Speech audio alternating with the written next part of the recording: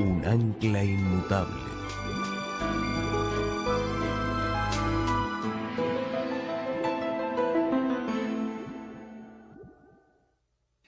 Vamos a inclinar nuestros rostros antes de comenzar nuestro estudio esta noche.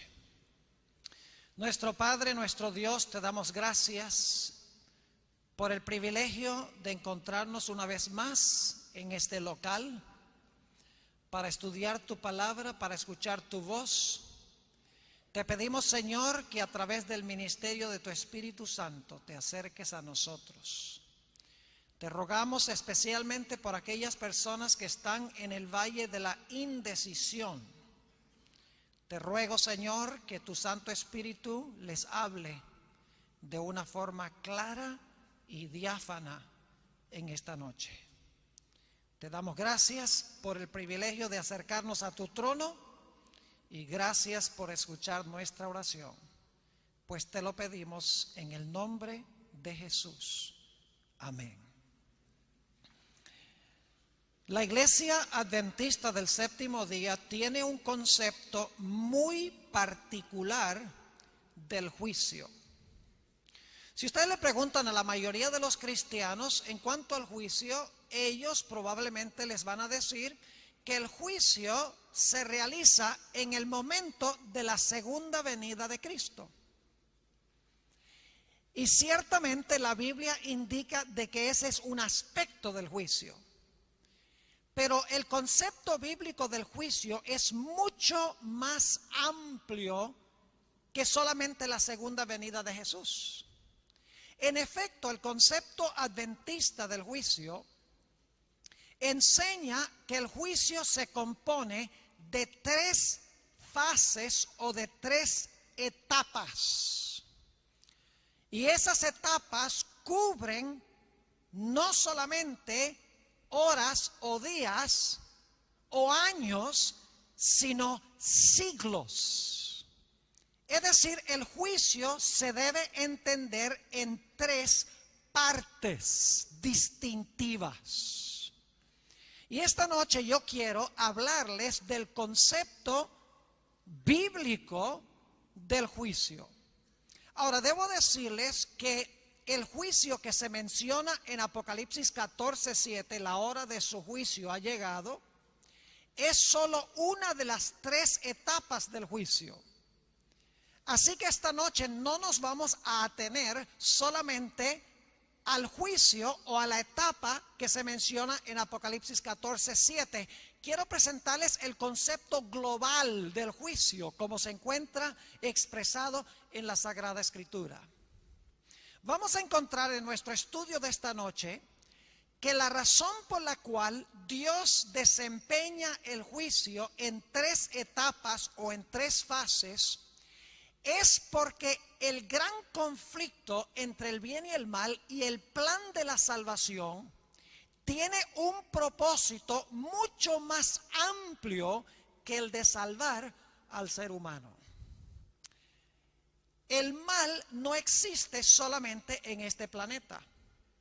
El mal existe a un nivel universal. El pecado comenzó no en la tierra, sino en el cielo.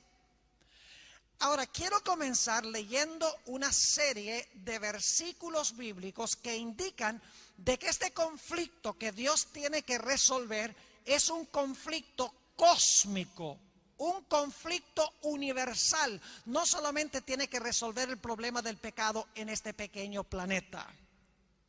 Apocalipsis, el capítulo 12 y los versículos 7 al 9 describen el origen del mal en el universo. No comenzó aquí en la tierra, comenzó en el cielo. Dice allí en Apocalipsis 12, 7, después hubo una gran batalla en el cielo. Miguel y sus ángeles luchaban contra el dragón y luchaban el dragón y sus ángeles, pero no prevalecieron, ni se halló ya lugar para ellos en el cielo. Y fue lanzado fuera el gran dragón, la serpiente antigua que se llama Diablo y Satanás, el cual engaña al mundo entero. Fue arrojado a la tierra y sus ángeles fueron arrojados con él. El pecado no comenzó en este mundo. El pecado comenzó en el cielo. Lo interesante es que el mismo capítulo de Apocalipsis nos dice que una tercera parte de los ángeles escogieron aliarse con Satanás. Esto indica de que los argumentos de Satanás contra el gobierno de Dios parecían muy factibles, eran muy persuasivos, o si no, una tercera parte de los ángeles no se hubieran ido con Satanás. Es decir, en el mismo cielo, entre los ángeles había confusión en cuanto a Dios y los argumentos que Satanás estaba empleando en contra de Dios. Y esto sucedió antes de que este planeta fuera creado, antes que Adán y Eva pecaran. Es decir, los ángeles están involucrados en el problema del mal a nivel universal. Pero no solamente los ángeles leales que permanecieron leales a Dios, los ángeles caídos que se fueron con Satanás, también los seres de otros mundos están involucrados, observando la forma en que Dios trata con el problema del mal. Quiero leerles una cita que encontramos, y esta la traduje yo, es de Elena White, en la revista Review and Herald, septiembre 25 del año 1900. Escucha lo que dice ella. Dios tiene mundos sobre mundos que obedecen su ley. Todo lo que se hace en estos mundos es para la gloria del Creador. Al ver los habitantes de estos mundos el gran precio que se ha pagado para rescatar al hombre, se llenan de admiración. Con intenso interés observan la controversia entre Cristo y Satanás. Y a medida que esta controversia avanza y la gloria de Dios resplandece más y más, le rinden alabanza. No obstante, porque el hombre finito tan solo es capaz de discernir un poco del maravilloso poder de Dios, este se apropia de la gloria que le pertenece al Creador. Oh, que el velo pudiese ser quitado y pudiesen los hombres ver más allá de su propia sabiduría. Cada boca cesaría entonces de jactarse. Los hombres comprenderían la grandeza de los planes de Dios y en cambio comprenderían que su propio conocimiento es vastamente inferior.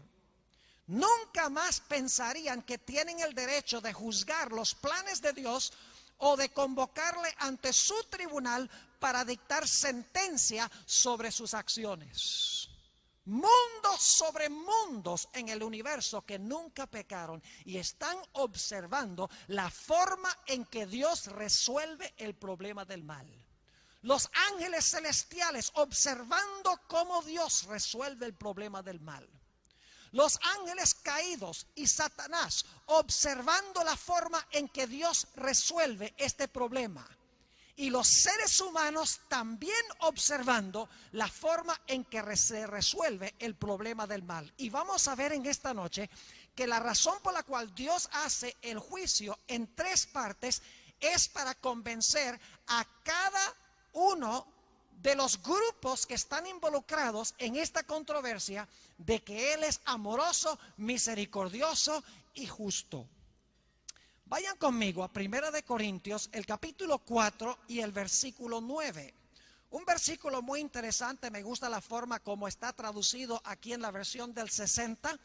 1 de Corintios 4 y el versículo 9 dice el apóstol San Pablo: porque según pienso, Dios nos ha exhibido a nosotros, los apóstoles, como postreros, como a sentenciados a muerte. Pues hemos llegado a ser espectáculo. La palabra griega allí es la palabra teatro. Es decir, el apóstol San Pablo está diciendo aquí, nosotros los apóstoles, a quienes nos han sentenciado a muerte, hemos llegado a ser el teatro, y aquí dice en la traducción, al mundo, en realidad se podría traducir al universo, y a quienes más, a los ángeles y a los hombres.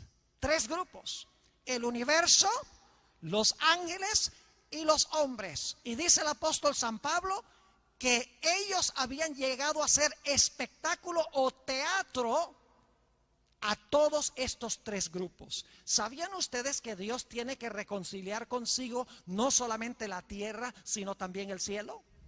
Noten lo que dice en el libro de Colosenses, el capítulo 1 y los versículos 19 y 20. Colosenses, el capítulo 1 y el versículo 19 y 20. Dice: por cuanto agradó al Padre que en Él habitase toda la plenitud, es decir, en Jesús. Y por medio de Él, es decir, por medio de Jesús, reconciliar consigo todas las cosas, así las que están en la tierra como las que están en los cielos, haciendo la paz mediante la sangre de su cruz. Es decir, a través de Jesús, Dios no solamente reconcilia consigo mismo a la tierra, sino que dice que reconcilia a sí mismo también a los cielos. Hay dudas y preguntas en las mentes de los seres celestiales que necesitan ser contestadas. Y el proceso del juicio que sigue Dios es para contestar estas preguntas y dudas que tienen los diferentes grupos de seres. Vamos a hablar esta noche de las tres fases del juicio y por qué es que Dios desempeña cada fase. Vayamos a Apocalipsis, el capítulo 14 y el versículo 7, para hablar de la primera fase del juicio. Apocalipsis 14 y el versículo 6 y 7, vamos a leer el 6 para el contexto. Dice: vi volar por en medio del cielo a otro ángel, que tenía el evangelio eterno para predicarlo a los moradores de la tierra, a toda nación, tribu, lengua y pueblo, diciendo a gran voz: temed a Dios y dadle gloria, porque la hora de su juicio llegará. ¿Es eso lo que dice el texto? No es lo que dice el texto. En el griego es un aoristo, pasado. La hora de su juicio ha llegado. Ahora, ¿por qué subrayo esto? Porque cuando se proclama el mensaje del primer ángel, en ese momento es que la hora del juicio llegó. Ahora, ¿por qué enfatizo este punto? No se distraigan, porque lo que voy a decir es muy importante. ¿Saben ustedes que la primera fase del juicio se realiza antes de la segunda venida de Jesús? Los que son adventistas ya sabían esto, de que la primera fase del juicio, lo que se conoce como el juicio investigador, se desempeña antes de que el Señor Jesucristo venga en poder y gloria. Y ustedes dicen: pastor, ¿cómo sabemos eso? Es muy sencillo. El juicio comienza con el mensaje del primer ángel, pero todavía no se ha proclamado el segundo, ni se ha proclamado el tercero, y no es sino hasta que se proclame el segundo y el tercero que se ve a Jesús viniendo en la nube con la hoz aguda en su mano. Es decir, el juicio comienza en el momento cuando el primer ángel da su mensaje, pero todavía falta el segundo, todavía falta el tercero, y luego Cristo viene. Eso indica de que el juicio comienza con el mensaje del primer ángel. Tiene que ser antes de la segunda venida, porque es antes del mensaje del segundo y del tercer ángel, antes de que se vea a Jesús sobre la nube. Es decir, la primera fase del juicio se realiza antes de la segunda venida de Jesús. ¿Y saben ustedes a dónde se realiza ese juicio? El libro de Daniel lo explica. Daniel, el capítulo 7. Daniel, el capítulo 7. Y necesito darles un poquito de trasfondo aquí para que podamos tener en cuenta los versículos específicos que voy a leer. Daniel 7 presenta 4 bestias. Y la cuarta bestia tiene varias características. Para los adventistas esto es un repaso. El león en Daniel 7 representa ¿qué reino? Bueno, oigo vagamente, Babilonia. Y el oso representa Medo-Persia, mejor todavía. El leopardo representa a Grecia, estamos mejorando. El dragón o la bestia terrible representa a Roma. Los 10 cuernos que le salen en la cabeza a ese dragón representan las 10 divisiones de Roma, lo que hoy es Europa occidental. Y luego en medio de esos 10 cuernos se levanta un cuerno pequeño que gobierna ¿cuánto tiempo? 1260 años. Ahora fíjense lo que tenemos en Daniel 7. Vamos de Babilonia a Medo-Persia, a Grecia, a Roma. Luego Roma se divide en 10 reinos, ese es el año 476. Luego después de ese año se levanta un cuerno pequeño que gobierna 1260 años. Y los que hemos estudiado estas cosas sabemos que esos 1260 años terminaron en el año 1798. Ahora, ¿por qué subrayo yo esto? Porque el libro de Daniel nos indica de que el juicio comienza cuando ese cuerno pequeño deja de gobernar. Cuando el cuerno pequeño cae, al final de los 1260 años, se realiza el juicio. Pero el juicio no se hace en la tierra, el juicio se hace en el cielo y luego después es que viene Jesús. Note lo que dice Daniel, el capítulo 7 y los versículos 9 y 10. Estuve mirando hasta que fueron puestos tronos y se sentó un anciano de días, ese es Dios el Padre, cuyo vestido era blanco como la nieve y el pelo de su cabeza como lana limpia. Su trono llama de fuego y las ruedas del mismo fuego ardiente. Un río de fuego procedía y salía de delante de él. Millares de millares le servían y millones de millones asistían delante de él. El juez se sentó y los libros se abrieron. Comienza el juicio. Pero si ustedes miran el capítulo 7 van a encontrar que ese juicio no comienza sino hasta que cae Babilonia, Medo-Persia, Grecia, Roma, los 10 reinos romanos y el cuerno pequeño que es Roma eclesiástica que gobierna 1260 años.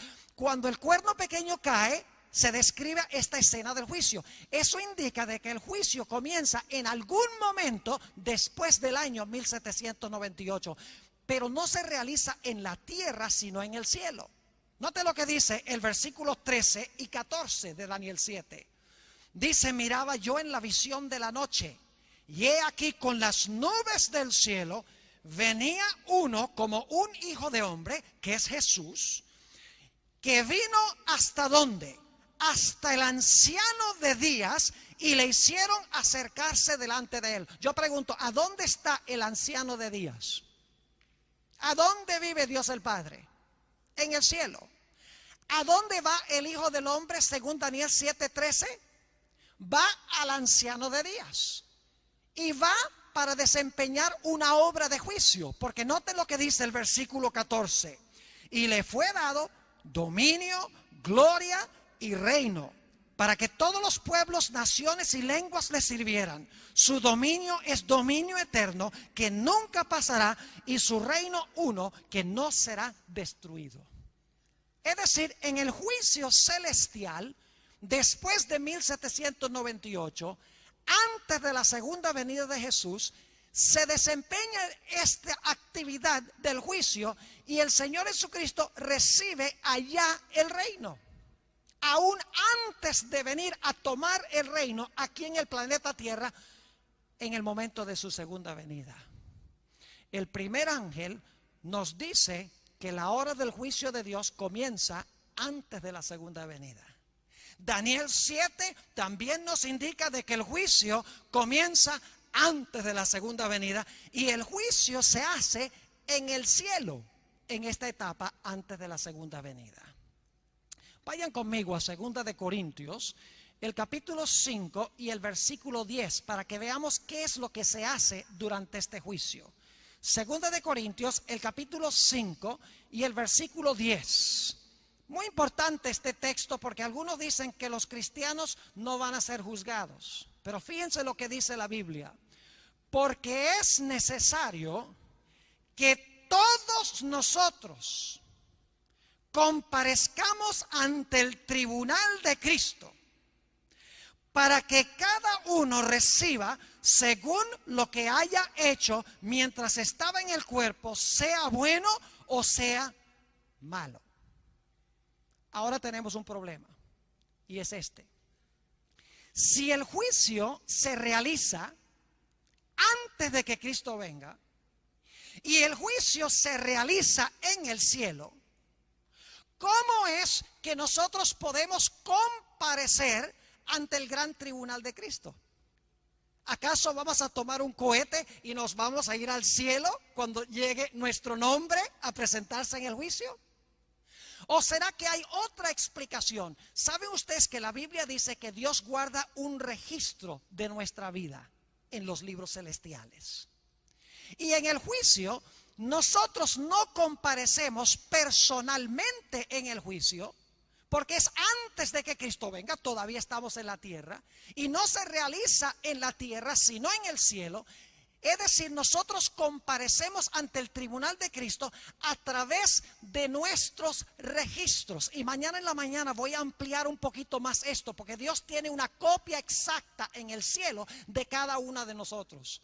No tenemos que ir personalmente, porque cuando se abren los libros hay un registro exacto de cada palabra, de cada pensamiento, de cada acción, de cada cosa secreta. Dios tiene una fotocopia en el cielo de nosotros. Y cuando surge nuestro nombre en el juicio, Dios trae los libros, abre los libros y examina nuestra vida de acuerdo a los registros. Cuando termine este juicio, se van a pronunciar las terribles palabras de Apocalipsis 22 y el versículo 11. Fíjense qué palabras tan solemnes. Dice: el que es injusto, sea injusto todavía. El que es inmundo, sea inmundo todavía. El que es justo, practique la justicia todavía. Y el que es santo, santifíquese todavía.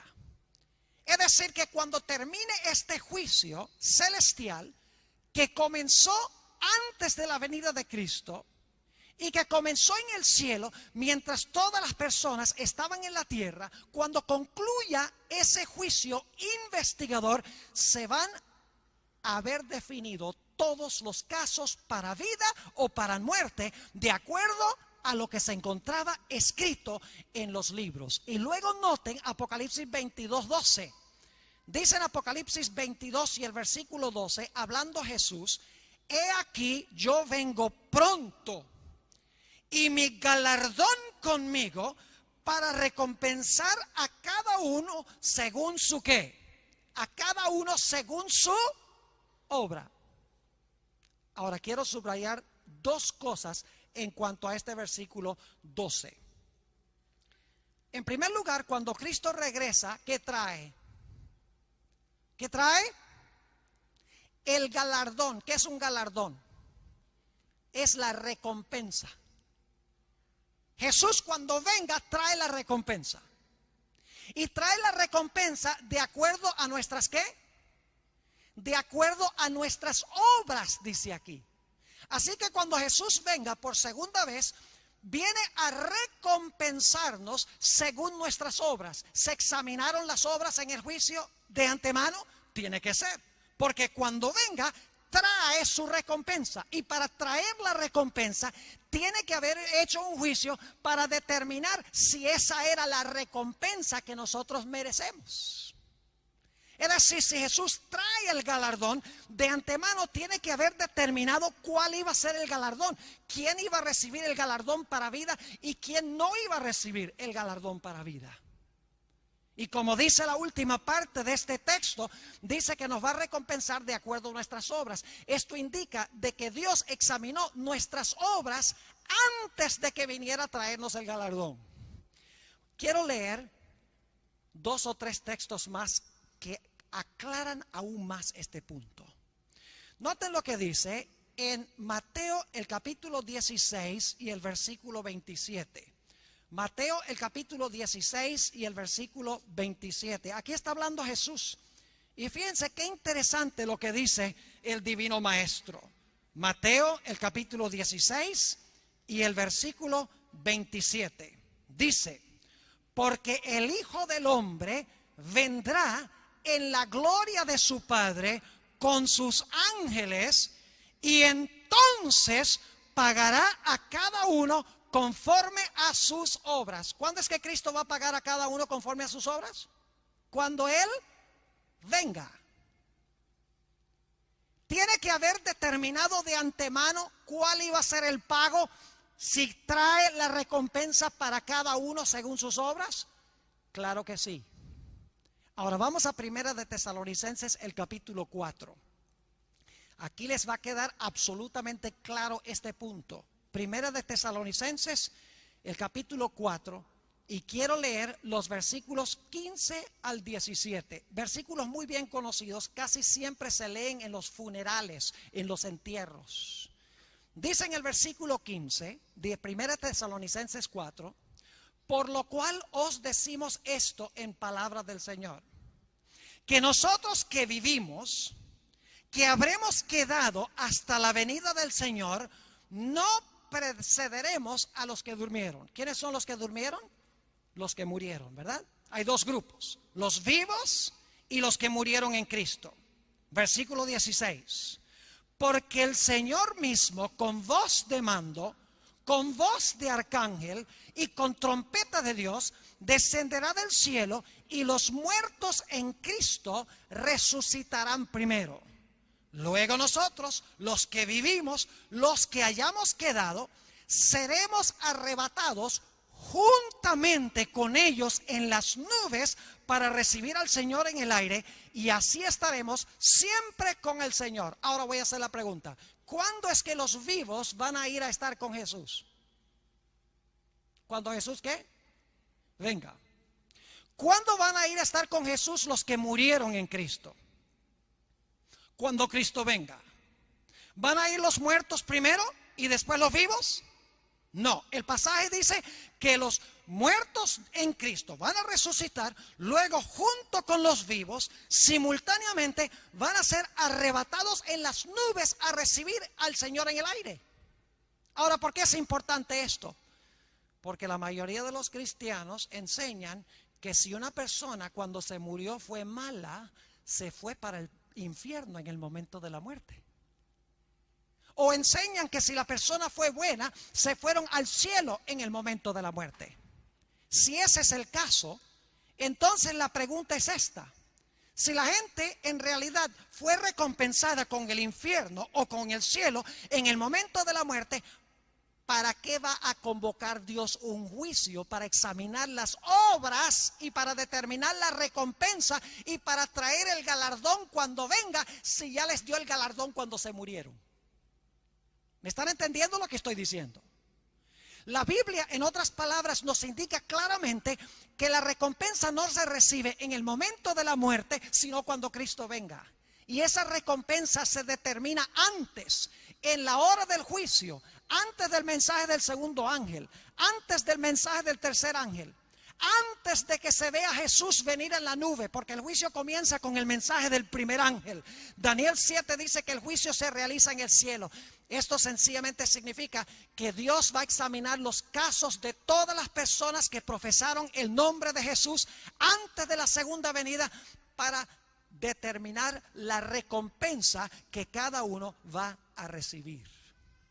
Note lo que dice segunda de Timoteo, el capítulo 4 y el versículo 6 al 8. ¿Cuándo esperaba el apóstol Pablo recibir su galardón? ¿En el momento de la muerte? Ciertamente no.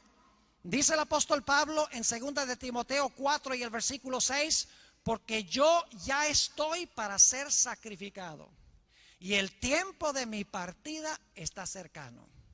He peleado la buena batalla, he acabado la carrera, he guardado la fe. Por lo demás, me está guardada la corona de justicia, la cual me dará el Señor, juez justo, en aquel día. y no solo a mí, sino también a todos los que aman su venida. ¿Cuándo es que el apóstol Pablo esperaba recibir la corona de la recompensa? Dice que la iba a recibir con todos aquellos que aman la venida de Jesús en el momento cuando Cristo venga. Es decir, si ese es el caso, entonces el apóstol Pablo no recibió su recompensa celestial cuando murió. Ningún cristiano que murió en Cristo recibe su recompensa en el momento cuando se muere, porque en algún momento antes de la segunda venida, su nombre va a surgir en el juicio, se va a examinar su vida. Cuando se determine que murió en Cristo o que vivió en Cristo, entonces va a venir Cristo a recompensar a sus hijos con la vida eterna.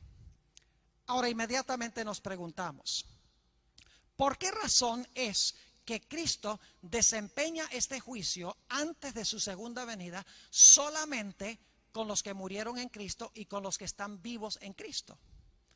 Porque no examina los casos de los impíos, de los malos. Solamente examina los casos de los justos. En un momento vamos a ver eso claramente. ¿Qué urgencia hay antes de la segunda venida de examinar los casos de aquellas personas que murieron en Cristo y que vivieron en Cristo? Ustedes saben la respuesta. Cuando Cristo venga en su segunda venida, Él tiene planes de llevarse a los que vivieron en Él y a los que murieron en Él, ¿a dónde? Al cielo. Pero antes de llevárselos al cielo, tiene que determinar en el juicio a quiénes son los que se van a llevar. Ahora, Dios sabe todas las cosas. Dios no necesita libros, Dios no necesita registros, pero los ángeles celestiales y los seres de otros mundos no pueden leer la mente, no conocen la condición íntima de cada ser humano que profesó el nombre de Jesús. ¿Saben que hay personas que profesaron el nombre de Jesús que en realidad fueron falsos creyentes? No todo el que me dice Señor, Señor entrará en el reino de los cielos, mas el que hiciere la voluntad de mi Padre que está en los cielos. Muchos me dirán en aquel día, Señor, Señor, no echamos demonios en tu nombre. Señor, Señor, no hicimos señales en tu nombre. Señor, Señor, no profetizamos en tu nombre. Eran cristianos porque profesan el nombre de Jesús. Y Jesús va a decir, no os conozco, apartaos de mí, obradores de maldad. Hay creyentes falsos que aparentan ser muy buenos.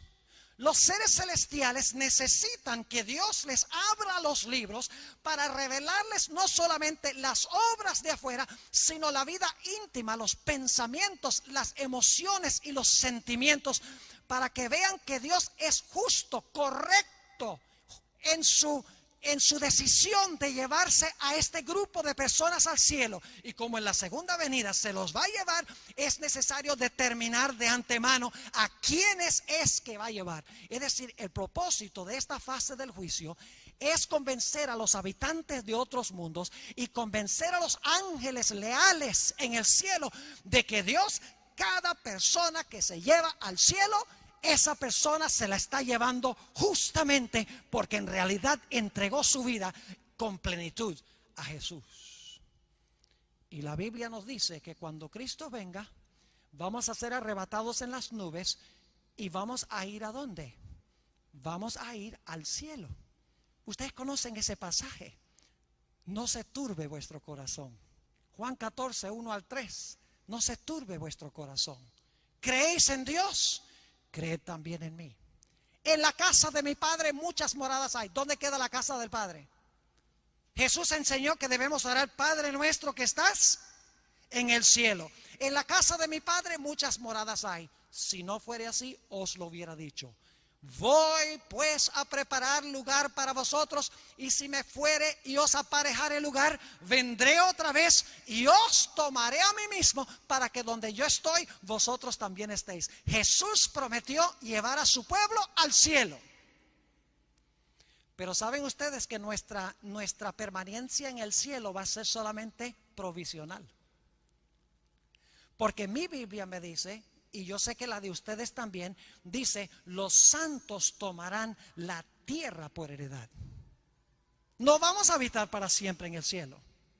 Vamos a ir temporalmente al cielo. Cuando Cristo venga, aquellos casos que fueron examinados, se determinó que murieron en Jesús, que confiaron en Jesús estando vivos. Jesús viene, son arrebatados en las nubes juntamente con Jesús, y Jesús se los va a llevar a la casa del Padre por 1000 años. Y aquí es que llegamos a la segunda fase del juicio. ¿Saben algo interesante? El libro de Apocalipsis mismo presenta estas 3 fases del juicio. En Apocalipsis 14:7, la hora de su juicio ha llegado, cuando se proclama el mensaje del primer ángel. La segunda etapa del juicio está en Apocalipsis 20 y el versículo 4. Vayan conmigo allí. Apocalipsis el capítulo 20 y el versículo 4. Cuando Cristo venga en su segunda venida, se va a llevar con él al cielo a los que confiaron en Jesús, los vivos y los muertos. Los va a llevar al cielo, según vimos, a la casa del Padre. Y durante 1000 años el pueblo de Dios va a tener un trabajo que hacer en el cielo. Versículo 4 dice: y vi tronos. ¿Se acuerdan en Daniel 7 que fueron colocados tronos para el juicio? Ahora se colocan tronos de nuevo. Pero esto ya no es antes de la segunda venida, porque en Apocalipsis 20 está hablando durante el milenio. Hay una etapa de juicio durante el milenio, según Apocalipsis 20. Dice: y vi tronos, y se sentaron sobre ellos los que recibieron facultad de ¿qué? Facultad de juzgar. Paremos un momento allí. ¿Qué recibieron? Facultad de juzgar. ¿Quiénes recibieron facultad de juzgar? Sigamos leyendo. Vi las almas de los decapitados por causa del testimonio de Jesús y por la palabra de Dios, los que no habían adorado a la bestia ni a su imagen, y que no recibieron la marca en sus frentes ni en sus manos, y vivieron y reinaron con Cristo. ¿Cuánto tiempo? 1000 años. ¿Por cuánto tiempo van a juzgar? 1000 años, dice la Biblia. ¿Y a dónde van a juzgar? ¿En la tierra o en el cielo? En el cielo, porque Jesús lleva a su pueblo al cielo cuando regrese. Pero ahora viene una pregunta muy importante, y es esta: ¿a quiénes van a juzgar? Si los que se salvaron están todos en el cielo, mientras que los que se perdieron se quedaron atrás. Porque en Apocalipsis 25 dice que los otros muertos no tornaron a vivir sino hasta que terminaran los 1000 años. El resto de los muertos son los impíos, porque los que resucitaron cuando Cristo vino fueron los que murieron en Cristo. Los otros muertos, en otras palabras, tienen que ser aquellos que murieron fuera de Jesús, los impíos, los que se quedaron en la tierra mientras los hijos de Dios se fueron al cielo. Entonces, si ya los salvos están en el cielo, si ya los impíos están muertos en el planeta Tierra, no tornan a vivir sino hasta que terminen los 1000 años, entonces, ¿a quiénes van a juzgar los santos durante los 1000 años en el cielo? La Biblia tiene la respuesta. Primera de Corintios, el capítulo 6. Primera de Corintios, el capítulo 6. Y quiero leer los versículos 1 al 3. Primera de Corintios 6, 1 al 3. Dice el apóstol San Pablo: ¿se atreve alguno de vosotros, cuando tiene algo contra otro, ir a juicio delante de los injustos y no delante de los santos? El apóstol Pablo está diciendo: no lleves tu caso contra tu hermano a un tribunal del mundo, no sea que le vayas a dar un mal nombre a la iglesia. Versículo 2. ¿O no sabéis que los santos han de juzgar a quién? ¿Han de juzgar al mundo? Esa palabra mundo, cosmos, se usa repetidas veces en el Nuevo Testamento para referirse a aquellas personas que están involucradas en el mundo. Es decir, se refiere a los mundanos. No améis al mundo ni lo que está en el mundo. A lo suyo vino y los suyos no le conocieron. El mundo aborreció a Jesús. No está hablando del planeta, está hablando de aquellos que están opuestos a Dios. Es decir, cuando este texto dice que los santos van a juzgar al mundo, quiere decir a los mundanos, a los que se quedaron atrás, a los que se perdieron. Pero ¿a quiénes más van a juzgar? Noten el versículo 3. ¿O no sabéis que hemos de juzgar a los ángeles? ¿Cuánto más las cosas de esta vida? Yo pregunto, ¿los ángeles leales necesitan un juicio? ¿Hay que juzgar a los ángeles buenos? No, porque ellos ya están sanos y salvos con Dios. Entonces, cuando dice aquí que los santos no solo van a juzgar al mundo, los mundanos, los que se quedaron atrás, sino que también van a juzgar a los ángeles, ¿a cuáles ángeles se está refiriendo? Se está refiriendo a Satanás y sus ángeles. Los registros de todos los malos, los registros de Satanás y sus ángeles se van a abrir durante 1000 años y el pueblo de Dios va a ver los registros. ¿Por qué razón es que la gente se quedó atrás? Ahora no solamente van a quedar convencidos los seres celestiales de que Dios fue justo en dejar a los impíos atrás. No solamente se van a convencer los seres de otros mundos de que Dios fue justo en dejar a los que se quedaron allá en la tierra durante los 1000 años, sino que los mismos salvos van a ver los casos de cada persona y van a ver que Dios fue justo en salvarlos a ellos y que fue justo también en condenar a los impíos. Y los justos van a determinar el castigo y van a pronunciar sentencia de cada uno de los impíos conforme a sus obras. Ahora, el juicio durante el milenio no va a cambiar nada. No es como si estamos examinando los registros en el cielo durante los 1000 años y le decimos, ay, pero Señor, aquí te equivocaste, el Señor tal y tal deberíamos haberlo traído acá. O Señor, mire, ese fulano que está aquí arriba, él no debe estar aquí, él debe regresar otra vez al planeta Tierra. El juicio durante el milenio no cambia nada, porque los perdidos están perdidos y los salvos están salvos en el cielo. Entonces, ¿para qué este juicio?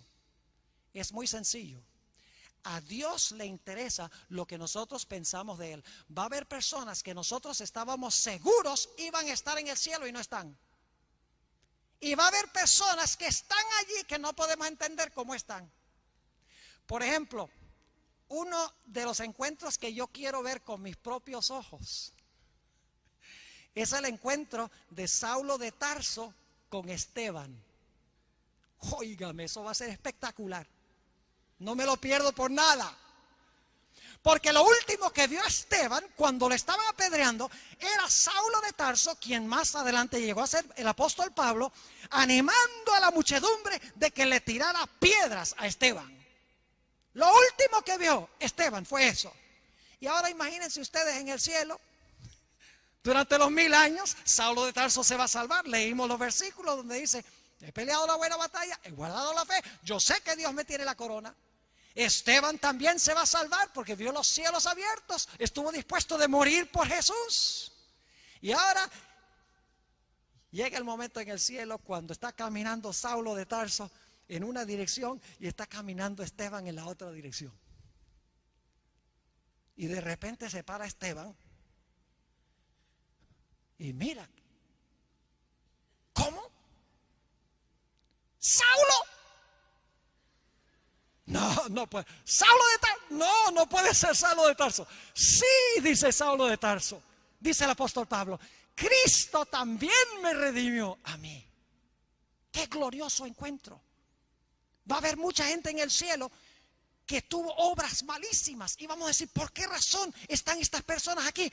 Se va a demostrar en los registros que a pesar de que llevaron vidas impías por un tiempo, finalmente entregaron sus vidas a Jesús. Vencieron el pecado por la gracia de Jesús. Y a pesar de que eran pecadores, fueron incluidos entre los redimidos. Pero va a haber mucha gente que esperábamos ver allí y no están. Mucha gente que fue aparentemente buena en la tierra, aún ante los seres celestiales, fueron buenos. Porque ese pastor fulano que era tan bueno, ayudaba a la gente, se veía tan bien. ¿Por qué no está aquí? Cuando se hablan los registros, se va a revelar que ese pastor tenía problemas con pornografía en el internet. Que tenía pensamientos impuros. Que tenía sentimientos indebidos en su corazón que no se podía ver, porque los seres celestiales no pueden leer la mente, ni pueden mirar el corazón, pero Dios registra eso, para que cuando esas personas estén ausentes, digamos, Señor, fuiste absolutamente justo en dejar atrás a todos ellos, porque hemos mirado todos los casos. Misericordioso y justo eres, y Señor, eres correcto y justo en traerte a tus hijos aquí al cielo. Y cuando termine el milenio, los seres celestiales, los ángeles leales y todos los redimidos van a concordar de que Dios es justo y verdadero. Pero falta un grupo por convencer: los que se quedaron atrás. Vayan conmigo a Apocalipsis 20. Otra etapa del juicio. Fíjense, este no es un invento de la iglesia adventista. Las tres etapas del juicio las menciona Apocalipsis. Apocalipsis 14:7, la hora de su juicio ha llegado, antes de la segunda venida. En Apocalipsis 24, se le da facultad a los hijos de Dios de juzgar durante los 1000 años. Ahora vamos a ver una etapa del juicio que se realiza después de los 1000 años. ¿Y a quiénes querrá Dios convencer de que Él es justo y verdadero y misericordioso después de los 1000 años? ¿A quiénes falta por convencer? Díganme ustedes. Solamente a Satanás y sus ángeles y los impíos. Y ustedes dicen: ¿acaso Dios tiene que convencer a Satanás y sus ángeles y los impíos porque ellos se perdieron? Sí, Señor. Porque Dios no va a dejar ningún cabo sin atar. Cuando se termine la gran controversia entre el bien y el mal, todo el universo, fiel e infiel, se va a inclinar ante el trono de Dios y va a decir: justos y verdaderos son tus caminos, oh Jehová. El mismo Satanás y sus ángeles y los impíos van a admitir, después de ver sus registros, de que su exclusión del cielo fue justa. Yo puedo amar a un Dios que se preocupa por su universo de esa manera. Dios podría haber dicho: yo no necesito ningún juicio. Estos se salvaron y estos se perdieron. ¿Y por qué, Señor? Porque yo sé todas las cosas. ¿Qué clase de Dios es ese? Dios quiere que sus criaturas entiendan por qué se salvan los salvos y por qué se pierden los perdidos. Porque si no van a haber dudas en las mentes de los hijos de Dios. Por eso Dios va a convencer a cada criatura que jamás haya vivido en la historia del universo de que Él es justo y que Él es misericordioso y verdadero en su forma de tratar el mal. Apocalipsis 20 y el versículo 11 al 15 tiene la última etapa del juicio. Es después del milenio. Ahora escuchen bien. Después del milenio resucitan los otros muertos. Porque dice que no tornaron a vivir los otros muertos sino hasta que pasaran ¿qué? Los 1000 años.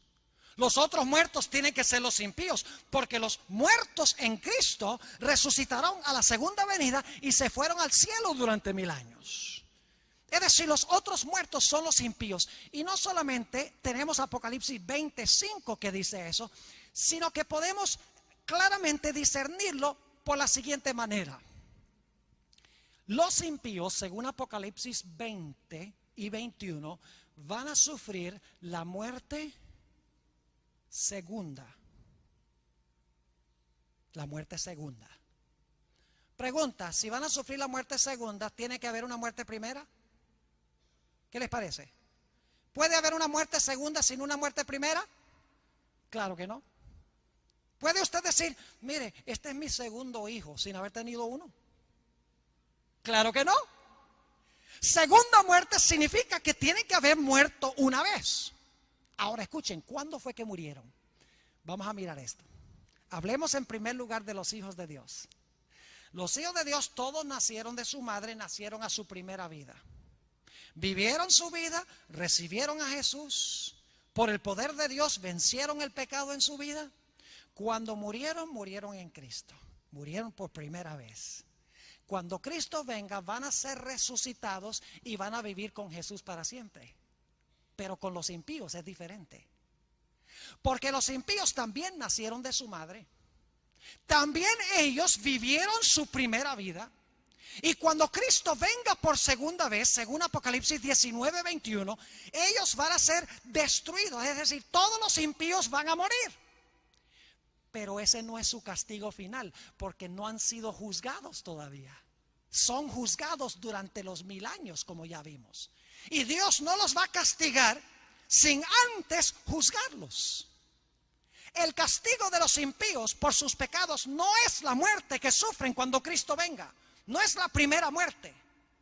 Esto indica que después de los 1000 años van a resucitar a una segunda vida, por así decirlo.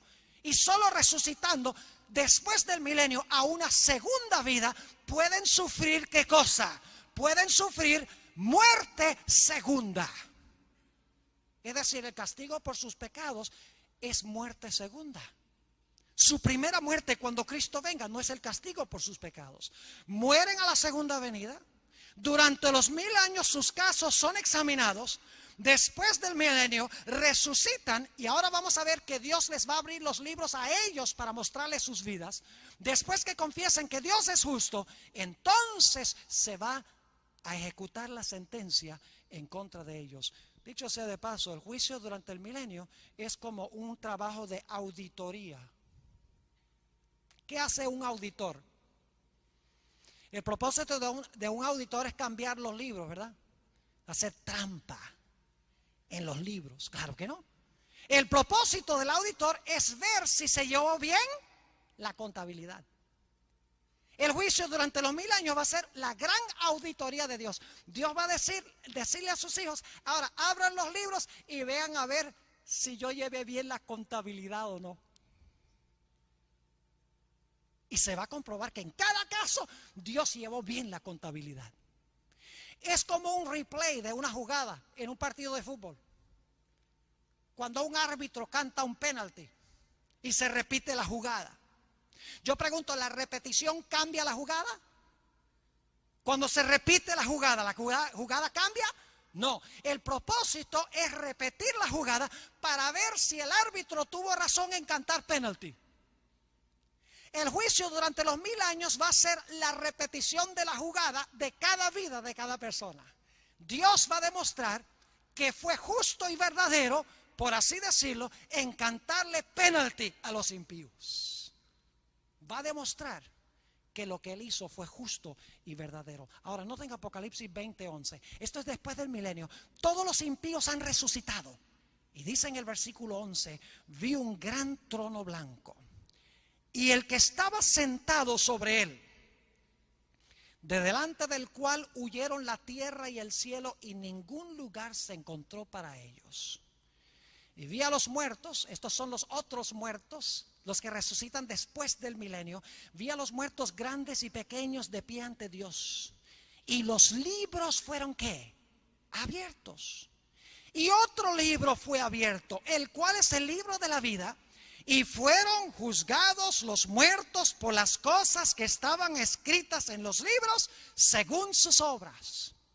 Fíjense que después del milenio, en el gran trono blanco que se encuentra dentro de la ciudad, la Nueva Jerusalén, Cristo se va a sentar en su trono y ahora los libros van a ser abiertos de nuevo delante de los impíos.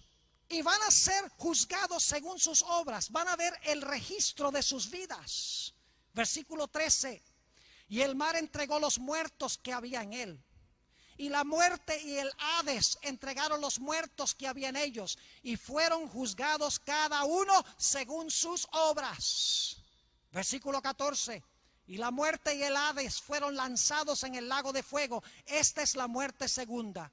Y el que no se halló inscrito en el libro de la vida fue lanzado en el lago de fuego. Es decir, después del milenio, Dios va a sacar los libros y le va a mostrar a todos los impíos fuera de la ciudad, a Satanás y sus ángeles, según 1 Corintios 6, les va a abrir los libros y les va a mostrar exactamente por qué están fuera de la ciudad y no adentro. Les va a decir, mire, a base de los registros, ¿merecen ustedes estar en la ciudad, sí o no? Y todos los impíos van a decir, no merecemos estar allí. Y Dios va a sacar el libro de la vida y les va a decir, mire, ¿ustedes encuentran el nombre de ustedes aquí en el libro de la vida? No, no está. ¿Saben por qué no está? Por las obras que ustedes desempeñaron. Porque ustedes no recibieron a Jesús. Porque ustedes no vivieron una vida semejante a la de Jesús por el poder del Espíritu Santo. Y se ve claramente en sus registros que ustedes hicieron esa elección. Y en ese momento va a alcanzar la historia de este mundo, la historia del universo, su clímax. Satanás, sus ángeles y todos los impíos se van a lanzar al suelo, se van a inclinar y van a decir: justos y verdaderos son tus caminos, oh Jehová. Como dice en Filipenses, el capítulo 2 y el versículo 6 al 11. Toda rodilla se doblará y toda lengua confesará que Jesucristo es el Señor, para la gloria de Dios el Padre. Solo en este momento puede Dios ejecutar la sentencia en contra de los impíos.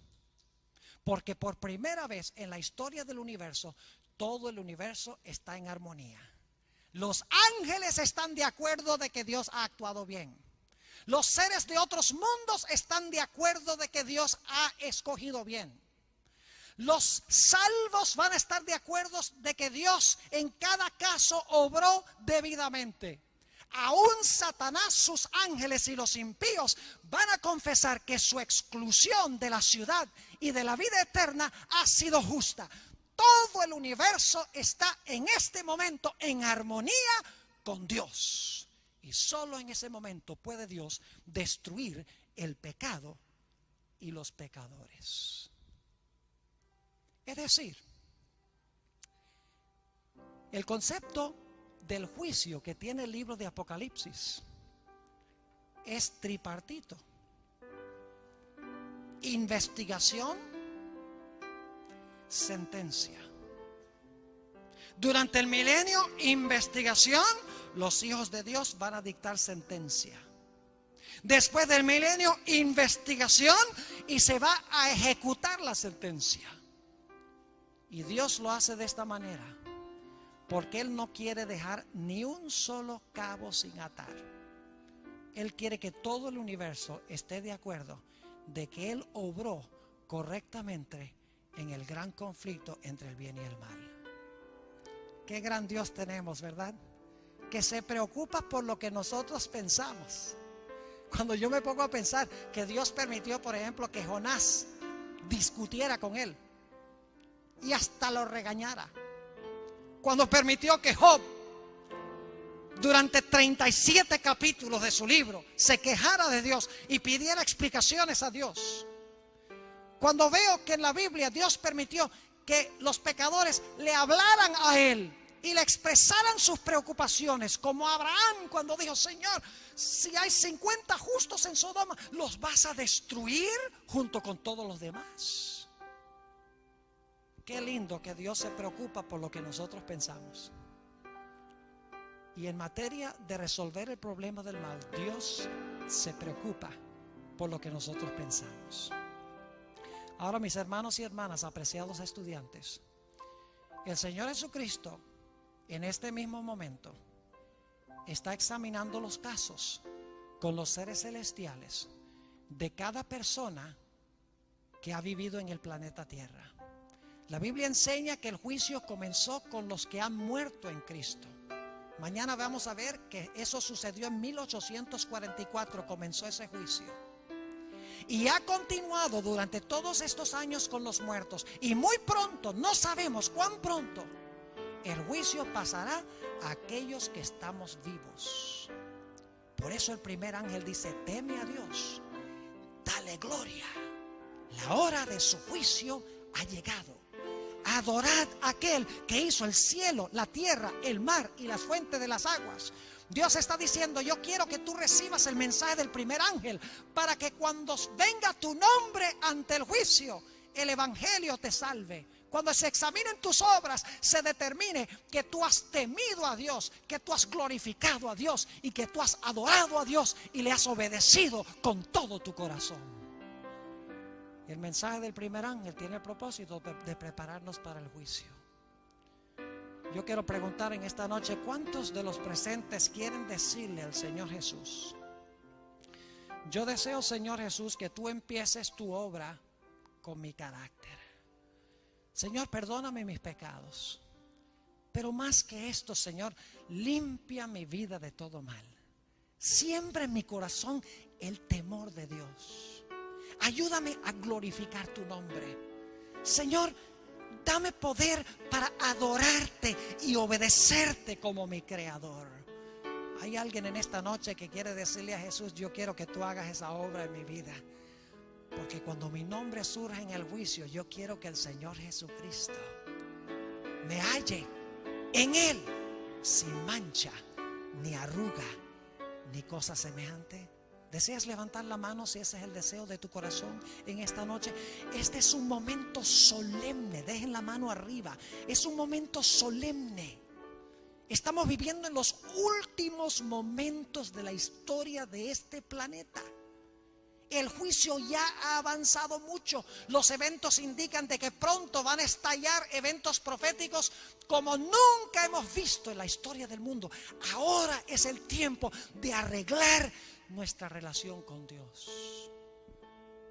Doy gloria a Dios por aquellos que han levantado la mano. Ahora yo quiero ir un paso más allá.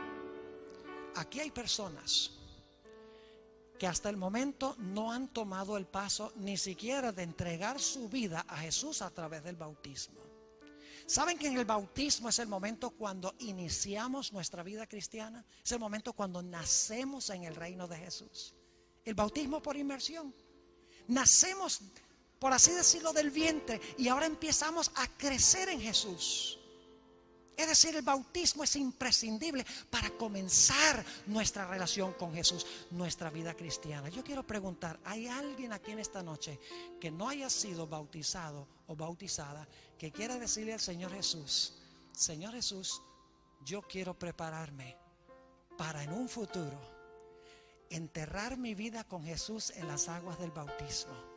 Y quiero prepararme para vivir eternamente contigo en el cielo. ¿Quieres levantar la mano si ese es el deseo de tu corazón en esta noche? Yo voy a bajar acá abajo. Si hay alguien, voy a pedirles que por favor vengan aquí al frente. Yo quiero tener una oración especial con ustedes.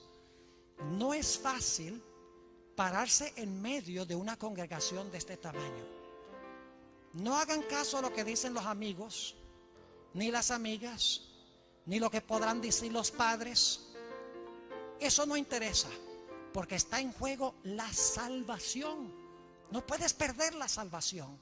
El que creyere y fuere bautizado, ese será salvo, dice la Biblia. No dejes pasar este momento. Pasa al frente, dile: yo voy a servir a Jehová. Yo escojo a Jesús como mi Salvador y mi Señor. Gloria a Dios por estas almas preciosas. Por favor, miren a la congregación. Yo sé que hay más esta noche aquí que necesitan tomar su decisión. Saben, a veces pensamos: bueno, yo lo puedo hacer mañana o en el futuro. Escuchen bien, mañana no es nuestro. En un minuto no es nuestro. Porque la Biblia dice que hoy es el día de la salvación.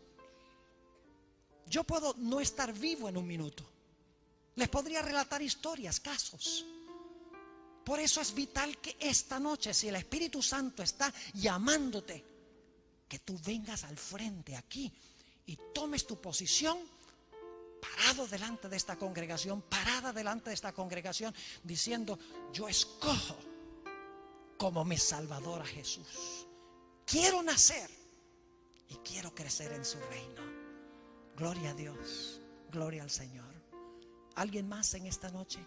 Siempre me da miedo terminar un llamado, porque yo sé que hay personas en el valle de la indecisión y se pueden ir a sus casas, y puede ser que el Espíritu Santo nunca los llame de la forma como los está llamando en esta noche. Puede ser que nunca escuchen la voz tan fuerte como la están escuchando ahora. Solo voy a tomar unos pocos instantes más y voy a orar por este precioso grupo que ha venido al frente. Amén. Ese amén estuvo muy débil. ¿Están contentos por estas almas que han respondido al llamado de Dios? ¿Sí o no? Amén. Amén. Bueno, débil. Gloria a Dios. Mire qué lindo grupo. Gloria al Señor. Solo unos pocos instantes más y luego voy a orar. Vamos a ir a nuestras casas. No sabemos qué pasará. Hay muchos más aquí. Yo sé. ¿Alguien más en este instante, antes de nuestra oración, que quiera con valentía decirle: sí, Jesús, yo también escojo venir al frente, escojo responder a tu llamado? ¿Alguien más? Unos pocos instantes y voy a orar. Gloria a Dios. Yo sabía que había alguien más. Y hay otros.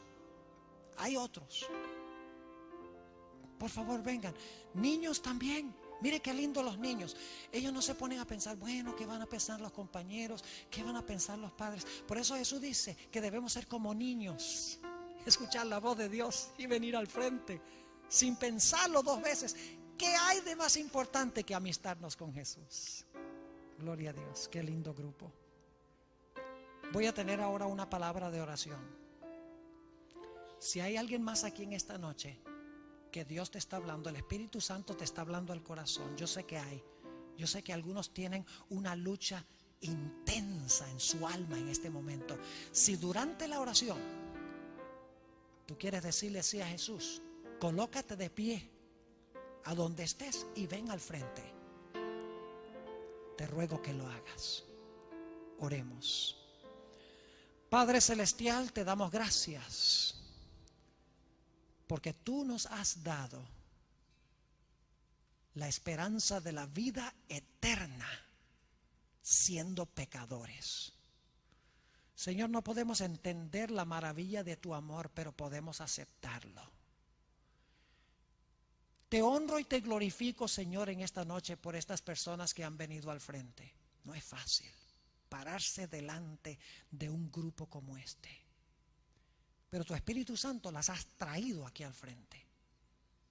Te ruego, Señor, que muy pronto estas personas puedan tomar ese glorioso paso del bautismo y comenzar su vida como bebés espirituales en el reino de Jesús. No permitas que Satanás ni nadie lo desanime. Y yo sé que hay otros aquí en esta noche, Señor. Hay una lucha feroz en su corazón. Satanás susurrando, no respondas. Y Jesús, el Espíritu Santo, obrando, diciendo, responde. Te ruego, Señor, que tu Espíritu prevalezca en los corazones de estas personas. Vemos patente en este momento la gran controversia entre el bien y el mal en vidas individuales. Mi querido hermano y hermana, preciada visita, antes de terminar la oración te hago un último llamado para que vengas al frente, escuchando la voz de Jesús. ¿Alguien más en esta noche que quiere decirle sí, Jesús? Yo escojo tus caminos. Quiero que seas mi Salvador. ¿Alguien más? Padre, te doy gracias una vez más por los que han venido al frente. Te ruego que continúes trabajando con los corazones de aquellos que deberían haber respondido. Señor, extiende el periodo de gracia y que antes que termine esta semana puedan también pararse y tomar su posición con Jesús. Gracias, Señor, por estas almas. Gracias por aquellos con los cuales trabajarás. Gracias por aquellos que son bautizados. Me acerco a tu trono humildemente, pidiendo que bendigas a cada grupo en el precioso nombre de Cristo Jesús. Amén.